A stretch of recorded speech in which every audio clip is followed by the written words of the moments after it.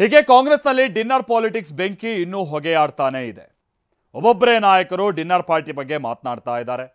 ಸರ್ಕಾರದ ಪ್ರಮುಖ ಸಚಿವರೇ ಔತಣಕೂಟ ಕಚ್ಚಾಟದಲ್ಲಿ ತೊಡಗಿರುವಂಥದ್ದು ವಿಪಕ್ಷ ನಾಯಕರಿಗೆ ಸಹಜವಾಗಿ ಒಂದು ಅಸ್ತ್ರ ಸಿಕ್ಕಂತಾಗಿದೆ. ಇದರ ಜೊತೆಗೆ ಕಾಂಗ್ರೆಸ್ನಲ್ಲಿ ಸಿಎಂ ಕುರ್ಚಿ ಚರ್ಚೆ ಇದೀಗ ಹಿಂದೆಂದಿಗಿಂತಲೂ ಹೆಚ್ಚಾಗಿ ಮುನ್ನೆಲೆಗೆ ಬರ್ತಾ ಇದೆ.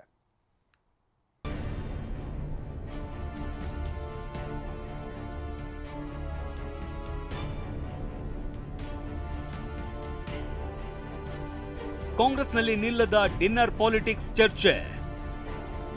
ಸಚಿವರ ಡಿನ್ನರ್ ಪಾರ್ಟಿಗೆ ಎಚ್ಡಿಕೆ ಸಿಡಿಮಿಡಿ. ಕಾಂಗ್ರೆಸ್ನಲ್ಲಿ ಕಳೆದ 2 ವಾರಗಳಿಂದ ಭುಗಿಲೆದ್ದಿರುವ ಡಿನ್ನರ್ ಪಾರ್ಟಿ ಸುಂಟರಗಾಳಿ ಇನ್ನೂ ತಣ್ಣಗಾಗಿಲ್ಲ.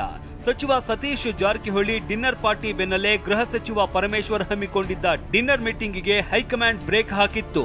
ಇಷ್ಟೆಲ್ಲ ಆದರೂ ಕಾಂಗ್ರೆಸ್ ನಾಯಕರ ನಡುವೆ ಡಿನ್ನರ್ ಪಾರ್ಟಿ ಬಗ್ಗೆ ಚರ್ಚೆ ಮುಂದುವರೆದಿದೆ. ಆದರೆ SC/ST ವಿದ್ಯಾರ್ಥಿಗಳ ಸ್ಕಾಲರ್ಶಿಪ್ ಬಗ್ಗೆ ಚರ್ಚೆಗೆ ಡಿನ್ನರ್ ಮೀಟಿಂಗ್ ಕರೆದಿದ್ದೇವೆ ಅಂತ ಪರಮೇಶ್ವರ್ ಹೇಳಿಕೆಗೆ ಕೇಂದ್ರ ಸಚಿವ HD ಕುಮಾರಸ್ವಾಮಿ ತಿರುಗೇಟು ಕೊಟ್ಟಿದ್ದಾರೆ.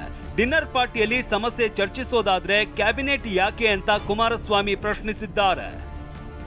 SCP ಹಣ, TSP ಹಣ, ಕೇಂದ್ರದಿಂದ ಬರ್ತಕ್ಕಂಥ ಆಪಾಲು ಕೂಡ ನಮಗೆ ಕಡಿತ ಆಗಿರ್ತಕ್ಕಂಥದ್ದು. ಇವೆಲ್ಲವನ್ನು ಚರ್ಚೆ ಮಾಡಬೇಕು ಮತ್ತು ನಾವೆಲ್ಲ ಒಗ್ಗಟ್ಟಾಗಿ ನಮ್ಮ ಸಮಸ್ಯೆಗಳನ್ನು ಬಗೆಹರಿಸೋದಕ್ಕೆ ಪ್ರಯತ್ನ ಮಾಡಬೇಕು ಅಂತೇಳಿ ಆ ಚರ್ಚೆಗಳನ್ನು ಮಾಡಬೇಕು ಅಂತ ನಾವು ಸಭೆ ಸೇರೋದಕ್ಕೆ ಮಾಡಿದ್ದೆವು. ಪಾಪ ಅವ್ರು ಹೇಳ್ತಾರೆ ಅದು ಎಂಥದ್ದು SC/ST ಯುವಕರಿಗೆ ಇದು ಕೊಟ್ಟಿಲ್ವಂತಲ್ಲ, ವಿದ್ಯಾರ್ಥಿಗಳಿಗೆ ಮಾಸಾಶನ ಅಲ್ಲ ಸಾರಿ ಸ್ಕಾಲರ್ಶಿಪ್, ಅದಕ್ಕೆ ಅದೆಂಥದ್ದು ಡಿನ್ನರ್ ಪಾರ್ಟಿ ಮಾಡಿ ಚರ್ಚೆ ಮಾಡ್ತಾರೆ.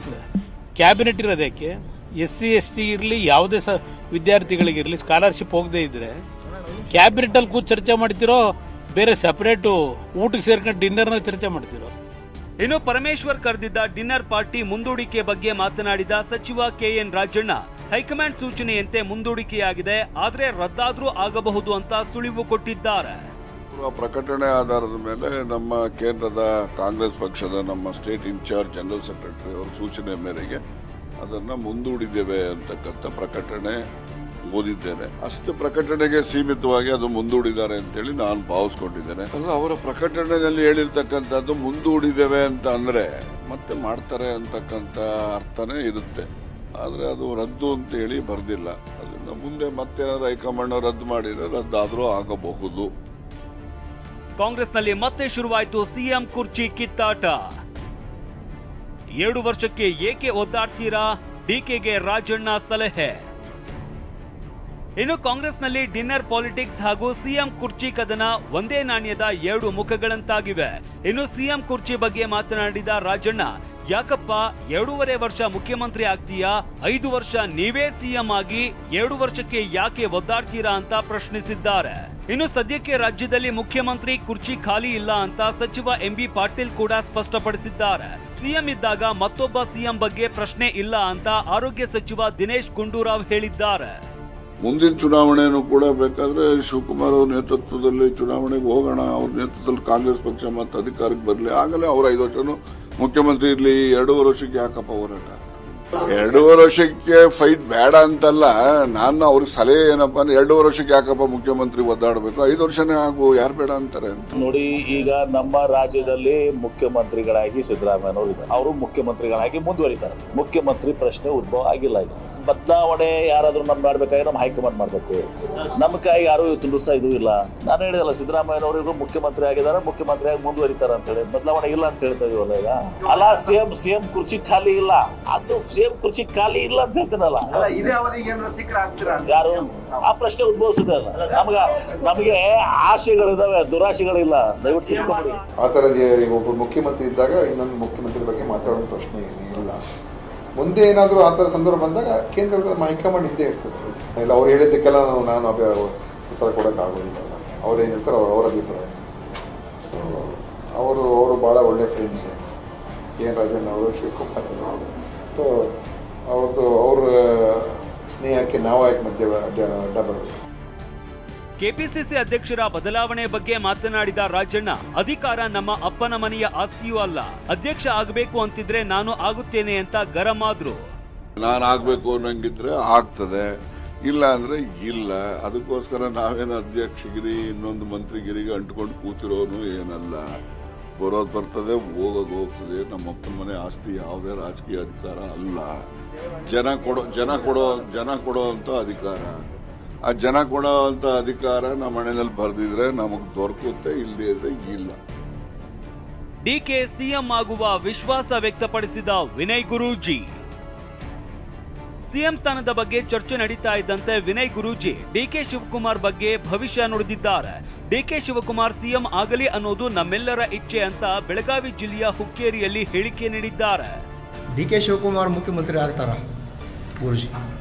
ನಮ್ಮೆಲ್ಲರ ಇಚ್ಛೆ ಇದೆ ಅವರಾಗಲಿ ಅಂತ. ಗುರುಗಳ ದಯೆಯಿಂದ ಆಗುತ್ತೆ ಅನ್ನೋದು ನನ್ನ ನಂಬಿಕೆ. ಇನ್ನು ಕಾಂಗ್ರೆಸ್ ಡಿನ್ನರ್ ಪಾಲಿಟಿಕ್ಸ್ಗೆ ಬಿಜೆಪಿ ರಾಜ್ಯಾಧ್ಯಕ್ಷ ಬಿವೈ ವಿಜೇಂದ್ರ ಟಾಂಗ್ ಕೊಟ್ಟಿದ್ದಾರೆ. ಅಧಿಕಾರ ಸಿಗದಿದ್ರೆ ಒದ್ದು ಕಿತ್ಕೊಳ್ಬೇಕು ಅಂತ ಡಿಕೆ ಹೇಳಿದ್ರು. ಅವರ ಮಾತಿನ ಮರ್ಮ ಏನು ಎಂದು ಅರ್ಥ ಮಾಡಿಕೊಳ್ಳಿ ಎಂದಿದ್ದಾರೆ. ಡಿಕೆ ಶಿವಕುಮಾರ್ ಅವರು ಇತ್ತೀಚೆಗೆ ನಡೆದ ಬೆಳಗಾವಿಯ ಅಧಿವೇಶನದಲ್ಲಿ, ಚಳಿಗಾಲದ ಅಧಿವೇಶನದಲ್ಲಿ ಸದನದಲ್ಲಿ ಮಾತನಾಡಿದ್ದಾರೆ. ಒಂದು ಮಾತನ್ನು ಹೇಳಿದ್ದಾರೆ. ಹಿಂದೆ ಪಾಪ ಎಸ್.ಎಂ. ಕೃಷ್ಣ ಅವರು ಅಂದಿನ ಮುಖ್ಯಮಂತ್ರಿಗಳು ಮಂತ್ರಿಮಂಡಲದಲ್ಲಿ ತೆಗೆದುಕೊಳ್ಳದೆ ಇದ್ದಾಗ ಅವರು ಗುರುಗಳು ಹೇಳಿದ್ರಂತೆ, ಸಿಗ್ಲಿಲ್ಲ ಅಂದ್ರೆ ಒದ್ದು ಕಿತ್ಕೋಬೇಕು ಅಧಿಕಾರವನ್ನ ಅಂತೇಳಿ. ಅದನ್ನ 15 ವರ್ಷಗಳ ನಂತರ ಮತ್ತೊಮ್ಮೆ ಡಿಕೆ ಶಿವಕುಮಾರ್ ಅವರು ಸದನದ ಒಳಗಡೆ ನೆನಪು ಮಾಡಿಕೊಂಡಿದ್ದಾರೆ.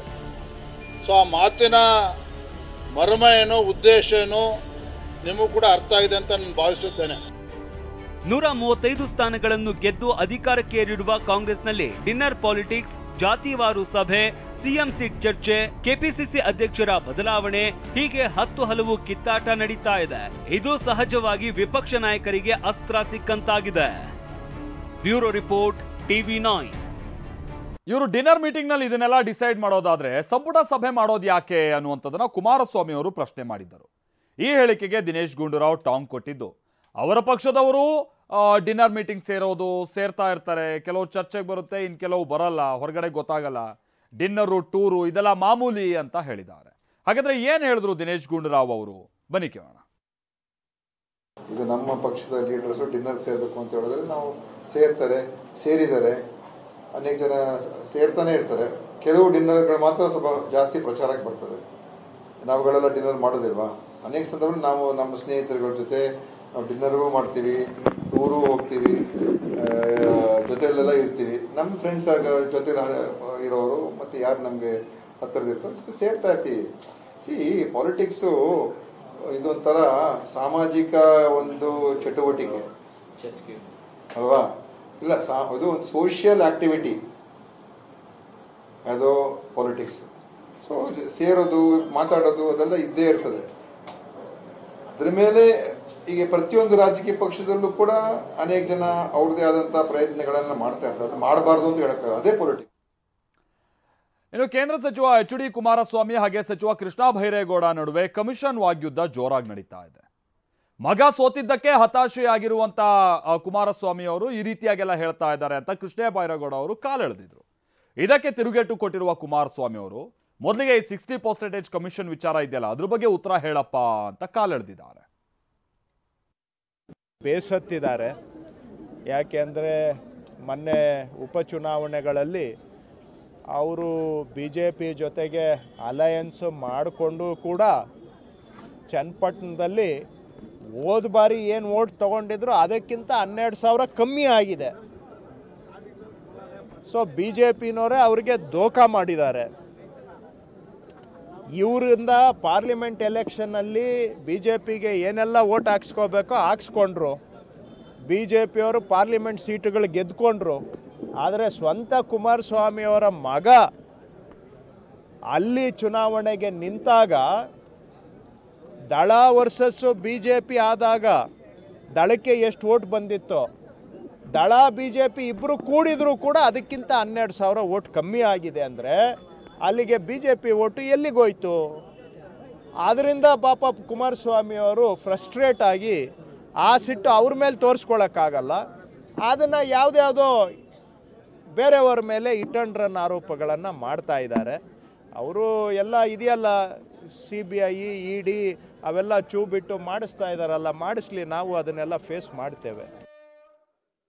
ಹೇಳ್ತಾರಲ್ಲ ಕುಮಾರಸ್ವಾಮಿಗೇನೋ ಮಗ ಸೋತ್ಬಿಟ್ಟ ಅಂತ ಹೇಳಿ ಅದು ಏನೋ ಡೆಸ್ಪರೇಟ್ ಆಗ್ಬಿಟ್ಟಿದ್ದೀನಂತೆ.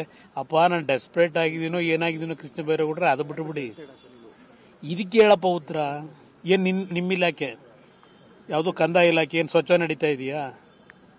ಬೆಂಗಳೂರು ಸಿಟಿ ಅಸಿಸ್ಟೆಂಟ್ ಕಮಿಷನರ್ಗೆ ಎಷ್ಟಾಗತ್ತೀರಿ? ಎಷ್ಟು ಫಿಕ್ಸ್ ಮಾಡ್ಕೊಂಡಿದ್ದೀರಪ್ಪ? ಯಾರ್ಯಾರಿಗೆ ಹೋಗುತ್ತೆ? ಏನೇನು ನಡೆಸ್ತೀರಿ ನಮಗೇನು ಗೊತ್ತಿಲ್ವಾ? ನಾನು ಅಧಿಕಾರ ನಡೆಸಿದ್ದೀನಿ. ನಾನೇನು ಹರಿಶ್ಚಂದ್ರ ಅಂತ ಎಲ್ಲೂ ಹೇಳಿ ವಿಧಾನಸಭೆಯಲ್ಲಿ ಹೇಳಿದ್ದೀನಿ. ಚುನಾವಣೆ ನಡೀಬೇಕಾದ್ರೆ ಇನ್ನೊಬ್ಬರದ್ದು ಕೈ ಚಾಚಲೇಬೇಕು. ಇಲ್ಲಿ ಅಧಿಕಾರ ನಡೆಸಬೇಕಾದ್ರೆ ಪ್ರತಿಯೊಂದು ಮಾರಾಟಕ್ಕಿಡಲ್ಲ, ಪ್ರತಿಯೊಂದಕ್ಕೂ ಲೂಟಿ ಹೊಡ್ಕೊಂಡು ಕೂತಿರಲ್ಲ, ಆ ಕೆಲಸ ಮಾಡಿಲ್ಲ. ಅದೇನೋ ಹೇಳ್ತಾರಲ್ಲ, ಕುಮಾರಸ್ವಾಮಿಗೇನೋ ಮಗ ಸೋತ್ಬಿಟ್ಟ ಅಂತ ಹೇಳಿ ಅದು ಏನೋ ಡೆಸ್ಪರೇಟ್ ಆಗ್ಬಿಟ್ಟಿದ್ದೀನಂತೆ. ಅಪ್ಪ ನಾನು ಡೆಸ್ಪರೇಟ್ ಆಗಿದ್ದೀನೋ ಏನಾಗಿದ್ದೀನೋ ಕೃಷ್ಣ ಬೈರೇಗೌಡ್ರೆ, ಅದು ಬಿಟ್ಟುಬಿಡಿ. ಇದಕ್ಕೆ ಹೇಳಪ್ಪ ಉತ್ತರ. ಏನು ನಿಮ್ಮ ಇಲಾಖೆ